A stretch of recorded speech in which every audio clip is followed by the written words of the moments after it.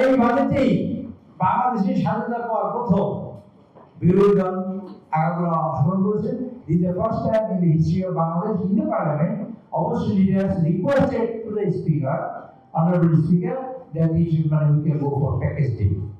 We will not go further and please go for guillotine.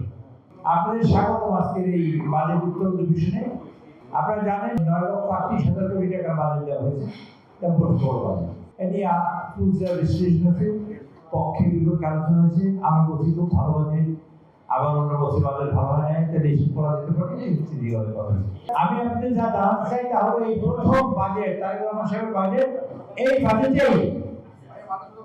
বাজেটেই মাথা সাদা করুন, কিন্তু এই দূরের কথা বলছি এই কারণে, এই বাজেটেই বাংলাদেশের স্বাধীনতার পর প্রথম বিরোধী দল আগামী অংশগ্রহণ করেছে এবং বিরোধী দল সব মিলিয়ে 30 আমরা আমাদের 26% সময় পাই, আমরা তাদের সময় বাড়িয়ে দিয়েছি। তারা প্রায় 31% সময় কথা বলেছে, 31% সময় কথা বলেছেন। সাধারণত সরকারের দল থেকে গিলোটিনের প্রস্তাব দেওয়া হয়, গিলোটিন তো বলেন মানে একটা সার্টেন টাইমের পরে শুধু মজুরি প্রস্তাব পাস করা হয়, কিন্তু এইবার বিরোধী দলের নেতা প্রস্তাব করেছে। দিস দ্য ফার্স্ট টাইম যে তারা আলোচনা করার পর এখন আলোচনা করার দরকার নাই বলে মনে করেছে তারা। It's the first time in the history of Bangladesh in last 54 years. This is the first time in the history of Bangladesh in the parliament, opposition leaders requested to the speaker, honorable speaker, that he should we can go for package deal. We will not go further and please go for guillotine. এই প্রথম বলেছি আমরা প্রায় 31% সময় তাদের দিয়েছি। সকল নেতাদের কথা শুনেছি, তারা যেভাবে বলতে চেয়েছেন সেভাবে শুনেছি।